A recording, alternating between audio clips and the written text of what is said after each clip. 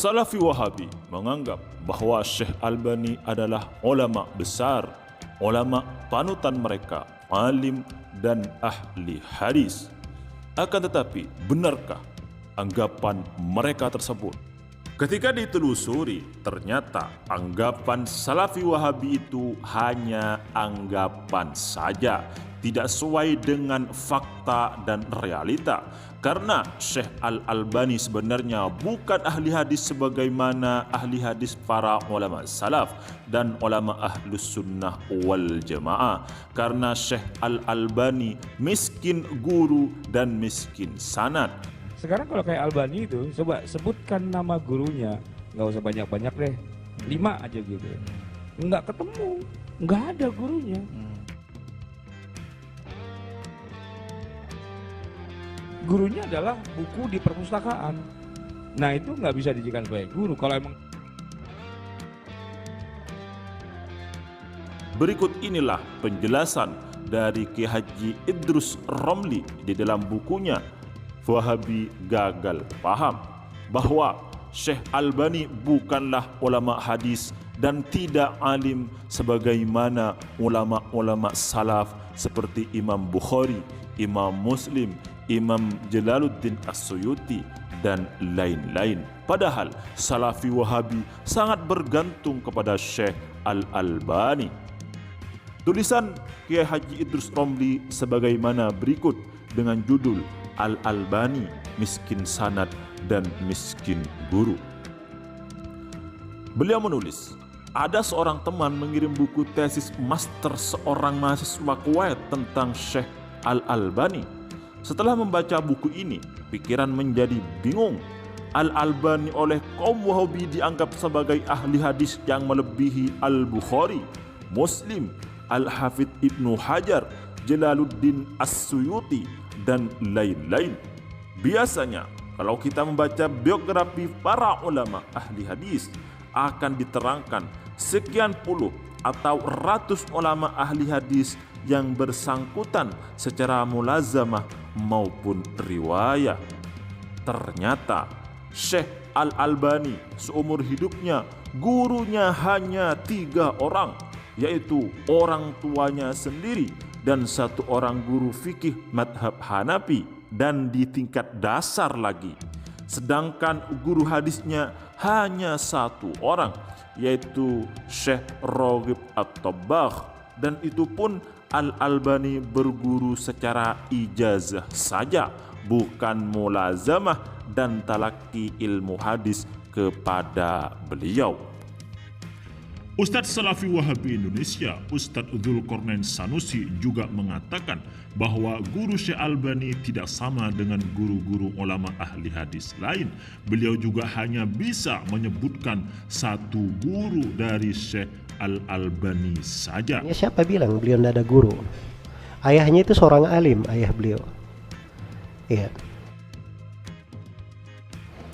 Dan beliau pernah mengambil ilmu dari Syekh Muhammad Raghib At-Tabbagh, dan beliau ahli hadis. Jelas ya?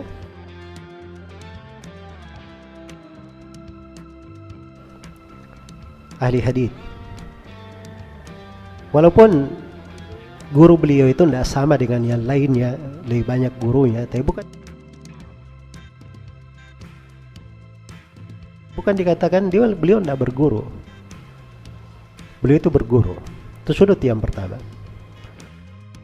Sebagai informasi tambahan, berikut kami sisipkan tanggapan dan pendapat ulama Ahlus Sunnah wal Jamaah Indonesia. Syekh Albani itu termasuk ulama Wahabi. Karena ulama Wahabi, ya Ahlus Sunnah jangan merujuk pada beliau,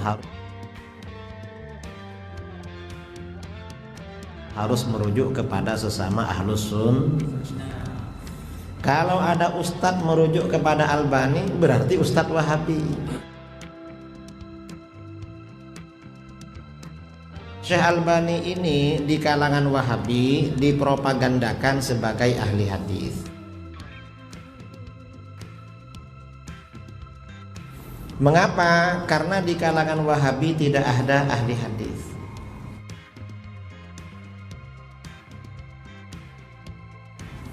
Dan Syekh Albani ini belajar hadis tidak kepada guru, tetapi secara otodidak.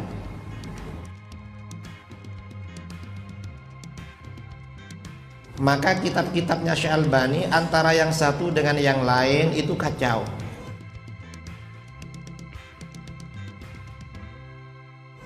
Dalam kitab ini bilang hadis ini sahih, kitab satunya bilang dhaif. Satunya bilang hasan, satunya bilang dhaif. Al-Albani itu gak hafal sama kitabnya sendiri, karena bukan ahli hadis.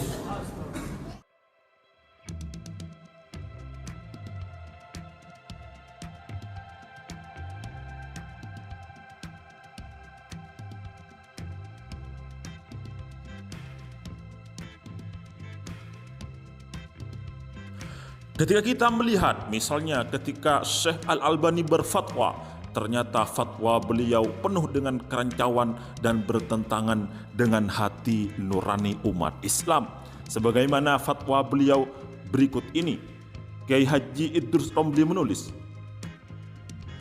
Jurnal Al-Harth Al-Watani Saudi Arabia pada edisi 134 Rabiul Akhir 1414 atau Oktober 1993 mempublikasikan fatwa Syekh Nasir Al-Albani bahwa penduduk Palestina yang bermukim di daerah-daerah pendudukan Israel wajib meninggalkan kampung halamannya dan menyerahkannya kepada Yahudi, karena penduduk Palestina selalu diganggu oleh Yahudi Israel dalam hal agama, harga diri dan harta bendanya, sebagaimana Rasulullah SAW hijrah dari Mekah ke Madinah. Fatwa Al-Albani yang diklaim oleh Wahabi lebih alim dalam bidang fikih dan lebih banyak hafal hadis daripada Imam Al-Bukhari dan Muslim, ini menjadi bukti yang sangat kuat bahwa Al-Albani berada di pihak Israel atau Yahudi dan termasuk pengkhianatan terhadap Islam. Bukankah ajakan agar warga Palestina meninggalkan kampung halamannya adalah cita-cita Israel, sedangkan menyamakan penduduk Mekah dengan penduduk Palestina jelas analogi yang keliru? Bagaimana seandainya Israel berhasil menguasai Palestina, lalu berusaha menguasai Mesir, Suriah, Yordania, dan Lebanon? Apakah umat Islam di sana akan difatwakan wajib meninggalkan kampung halamannya dan menyerahkannya kepada Yahudi dan Israel? Itulah tulisan Kiai Haji Idrus Romli di dalam bukunya Wahabi Gagal Paham. Namun sebagai umat Islam, kita tidak boleh saling mencela, saling mencaci maki. Kita cukup mengetahui kesalahannya dan kecerobohannya, setelah itu kita tinggalkan. Kita harus mengakui bahwa Syekh Albani adalah ulama Wahabi dan termasuk umat Islam, umatnya Nabi Muhammad sallallahu alaihi wasallam. Mudah-mudahan kita semua mendapatkan ridho Allah. Sekaligus sebagai informasi tambahan, berikut saya sisipkan video dan perkataan dari Ustadz Abdus Somad, Ustadz Ahlus Sunnah wal Jamaah dari Indonesia.